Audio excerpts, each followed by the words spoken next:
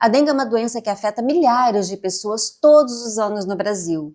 No episódio de hoje, vamos falar sobre prevenção, sintomas, tratamento e como cada um de nós pode ajudar a combater o mosquito Aedes aegypti. E para falar conosco está aqui Dr. Diego Soares, ele que já é um conhecido nosso aqui da Trino, do Pod da Trino, médico aqui também da Trino. Doutor, seja bem-vindo, feliz 2026 para o senhor.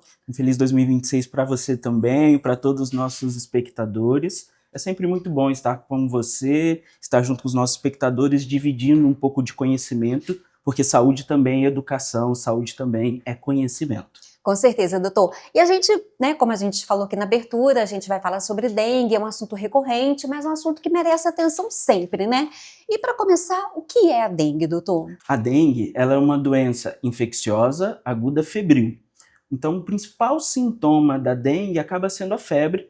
Então, a febre é o sintoma mais importante da doença, é o sintoma que mais dura durante a própria doença. E ela é classificada também como uma arbovirose. O que é uma arbovirose? Virose é uma palavra que normalmente as pessoas não gostam de ouvir, né? E que a gente usa para praticamente tudo hoje em dia, né? A gente usa para praticamente tudo, mas virose nada mais é do que uma doença viral. Então, é uma doença causada por vírus. E o arbo vem de da transmissão por artrópodes. Então, uma arbovirose, que é o caso da dengue, é uma doença viral transmitida por artrópodes, transmitida por um mosquito, que é o famoso Aedes aegypti. Então, a gente pode concluir que esse é o papel do Aedes aegypti? Esse é o papel do Aedes aegypti. Para a gente ter um quadro de dengue, a gente precisa de uma tríade muito importante, que é o hospedeiro, que pode ser tanto o homem quanto o mosquito, é o vetor, que é o Aedes aegypti, que é o mosquito que transmite a doença. Ele não causa a doença, o que causa a doença é o vírus. Ele é apenas o transmissor, o vetor dessa doença. Doutor, e existem diferentes tipos de dengue, né? Tem a dengue clássica, a dengue hemorrágica. Como que está a classificação da dengue hoje e qual é a principal diferença de uma para outra? Bom, hoje a gente tem a classificação da dengue como dengue clássica, né? E a dengue grave. Hoje a gente não usa mais o termo tecnicamente hemorrágica. Ah, sim. O sangramento acaba sendo uma complicação da dengue grave. E ela é uma evolução. Então é uma fase da doença que nem todos os pacientes vão viver e vão passar, mas que pode vir a evolução para esses casos. E aqui tem uma informação que é fundamental. Essa virada da dengue, de dengue normal, de uma dengue clássica para uma dengue grave, ela se dá principalmente na defervescência da febre. Então é quando o paciente começa a melhorar da febre que ele precisa ficar atento aos sinais de alarme que a dengue grave pode dar. E quais seriam então esses sintomas que o paciente precisa ficar atento justamente quando acaba essa febre? Dor abdominal intensa, náusea, vômito, falta de ar. O paciente pode acabar tendo também um quadro de lipotímia, que a gente chama, que é vertigem, o paciente pode ficar tonto, pode desmaiar, e aí esse líquido pode extravasar para o terceiro espaço, que a gente fala. Então, o que mais causa gravidade na dengue grave não é nem o sangramento. O sangramento, ele assusta. Sim. A gente assusta com o sangramento, mas o que causa de fato a evolução para uma dengue grave que pode aumentar o risco de óbito é o extravasamento do sangue para o terceiro espaço. Ficou complicado para você entender, mas eu vou explicar. O que é o terceiro espaço? Vamos imaginar como se a gente estivesse numa casa. A gente tem um cano onde a gente leva a água para toda a nossa casa. Na dengue grave, é como se esse cano tivesse cheio de furos. E aí, no meio do caminho, esse líquido se perdesse, não chegando até o final. Então, o nosso vaso sanguíneo ele fica meio que poroso, e aí o líquido sai do vaso e não chega oxigênio nas extremidades, não chega oxigênio no nosso cérebro, não chega oxigênio no nosso coração. Isso leva, às vezes, até mesmo a um choque, e o paciente pode morrer por falência múltipla de órgãos. E causa também o sangramento, né? E causa também o sangramento. É justamente esse movimento que acaba causando o sangramento. Agora, doutor, o senhor falou uma coisa bem interessante, porque a gente é levado a pensar que os cuidados mais intensivos, né, que aquele alerta, ele tem que estar ali logo no início da doença. Quando começa ali os sintomas a apresentarem, a ficarem mais a menos, a gente costuma, é de ser humano, a gente costuma dar aquela relaxada. E o senhor vem dizer que não, principalmente no momento em que os sintomas costumam ficar mais a menos, aí que a gente tem que ficar mais atento. Exatamente, é justamente nessa virada do período que a gente tem a febre alta para a febre diminuindo, que a gente precisa ficar atento a esses sinais de alarme. Inclusive, qualquer um desses sinais de alarme são indicativos de procurar ajuda médica. Todo paciente com dengue, com sinais de alarme, precisa de internação hospitalar para observação por pelo menos 48 horas. Isso tudo baseado nos protocolos do Ministério da Saúde. Perfeito. O doutor só falou que o que causa dengue é o vírus, assim como também a gripe, assim também como a Covid, né? Como a gente pode fazer para tentar diferenciar, né, e chegar aí a um consenso? Eu tô com gripe, eu tô com Covid, como que é isso? Bom, clinicamente, a gente fala que o que auxilia a gente na diferenciação entre as doenças febris são os sintomas mais clássicos. Quando a gente está diante de um quadro de Covid, diante de um quadro de gripe, é muito mais frequente a gente ter sintomas respiratórios. Então, na Covid, na gripe, que também é um quadro febril agudo, a gente costuma ter sintomas respiratórios, porque o principal local que o vírus causa efeitos na gente são nas vias respiratórias, no nariz, na garganta. Então, são esses os principais sintomas. Quando a gente fala de sintomas clássicos da dengue, para a gente suspeitar de um caso de dengue, a gente precisa ter pelo menos 1 a 2 dias de febre, e é uma febre normalmente mais alta, uma febre que vai a 38,5, 39, chegando às vezes até 40 graus.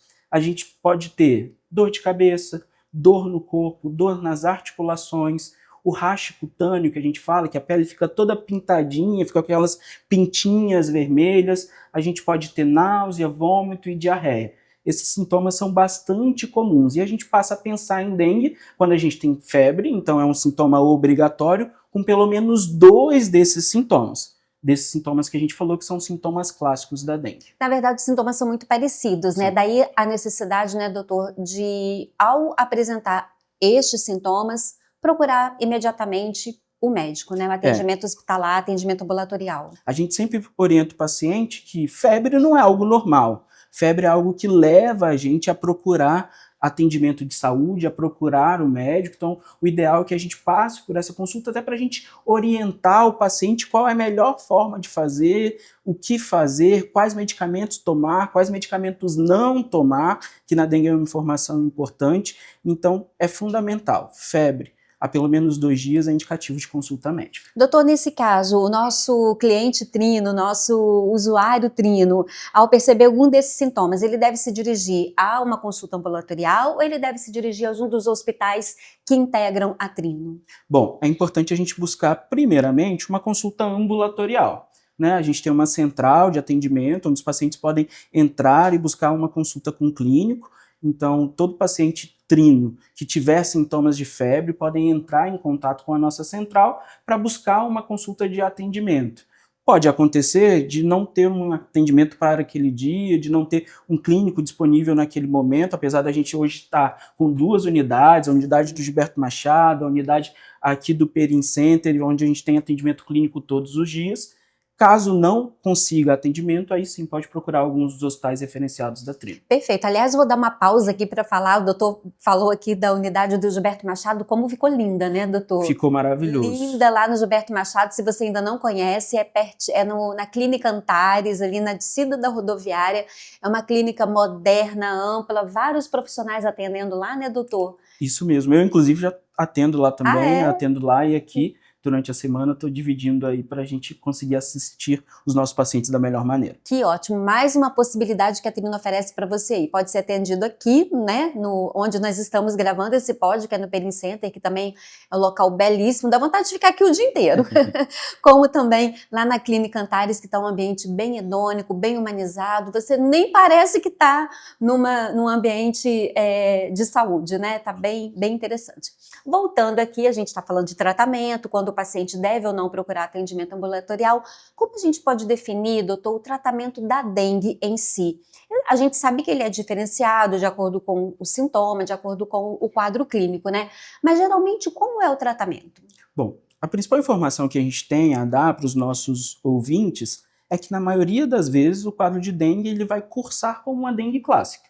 A gente tem cerca de menos de 5% dos casos de dengue evoluindo para forma grave, necessitando de internação. Que bom. Então, na maioria das vezes, o caminhar da doença é um caminhar para a resolução. Como toda doença viral, a dengue não tem um tratamento específico, um anti-dengue.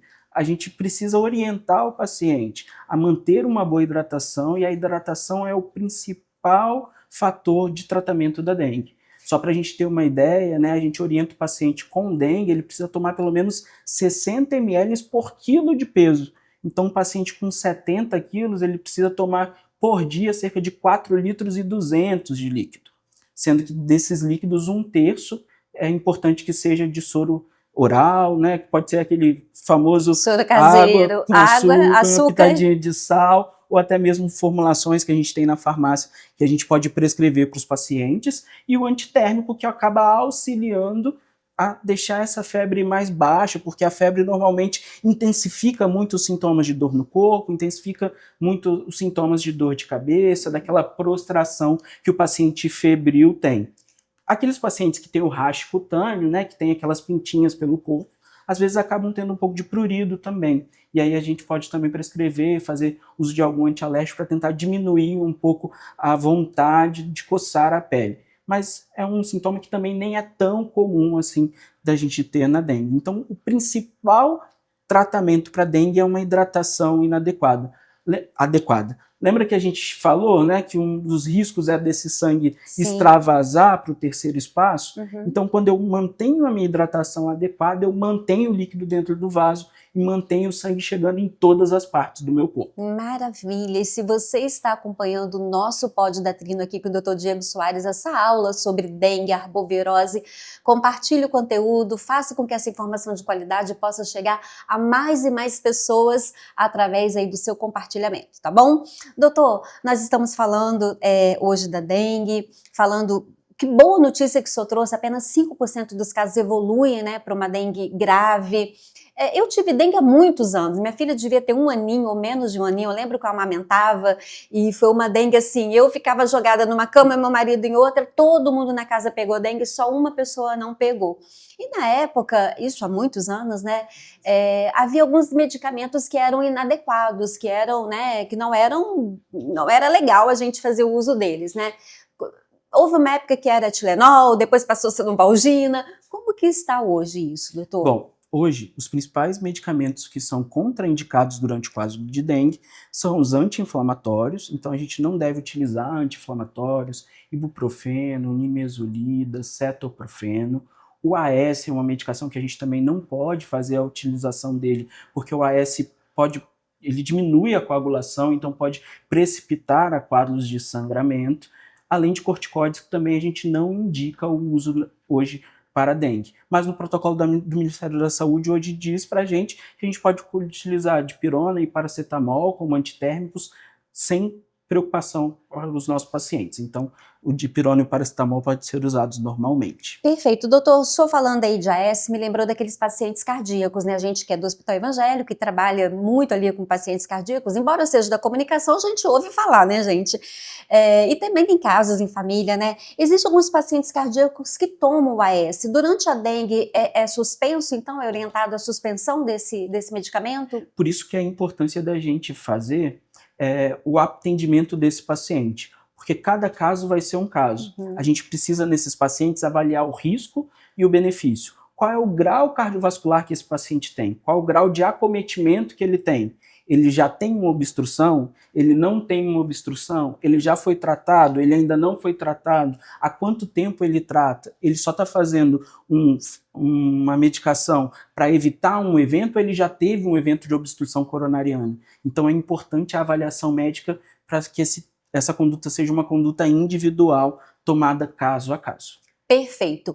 Doutor, quais são os erros mais comuns que as pessoas cometem no combate à dengue? No combate ao mosquito, na verdade, né? Talvez o erro mais comum, e é uma informação que eu pouco ouço ser divulgada, é que é fundamental o uso do repelente não somente para quem não está doente, mas para quem também está doente. Por quê? Se eu estou com dengue, o risco de eu estar em viremia, que a gente fala, que é quando o vírus está circulando no meu sangue, ele é muito alto.